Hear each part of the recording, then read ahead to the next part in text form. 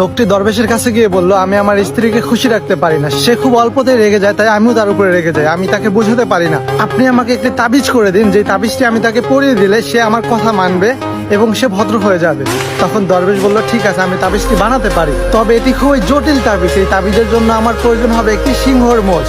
তুমি যদি ওই সিংহটির মুখ থেকে একটি মোষ ছিঁড়ে আনতে পারো, তাহলে আমি সেটি দিয়ে তোমাকে তাবিজ বানিয়ে দিব। যেহেতু সে তার স্ত্রীর জ্বালায় খুবই বিরক্ত থাকতো, তাই সেই রিস্কটি নিয়ে ফেলল।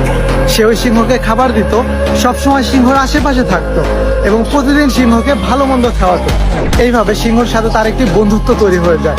এবং একদিন যখন সিংহ ঘুমিয়েছিল, সে আস্তে আস্তে সিংহর পাশে গিয়ে সিংহর একটি মোষ কেটে নিয়ে চলে আসে। তখন দরবেশকে বলে, এই নিন সিংহর মোষ, এখন আপনি আমাকে একটি তাবিজ বানিয়ে দিন। তখন দরবেশটি বলল, তোমার তাবিজ বানানোর কোনো প্রয়োজন নেই, তুমি যেহেতু একটি সিংহর মোষ আনতে পেরেছো, তাহলে তোমার স্ত্রীকে তুমি অবশ্যই কন্ট্রোল করতে পারবা।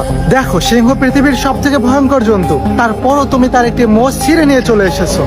কিন্তু এটা তুমি কিভাবে করলে, একবার কি ভেবে দেখেছো? তুমি আস্তে আস্তে তার সাথে বন্ধুত্ব তৈরি করেছিলে। তোমার উচিত তোমার স্ত্রীর সাথেও তোমার ঠিক এইভাবে আস্তে আস্তে বন্ধুত্ব তৈরি করা। তুমি যদি তার সাথে বন্ধুসুলভ আচরণ করতে পারো, তাহলে সেও তোমার সাথে বন্ধুর মতোই থাকবে।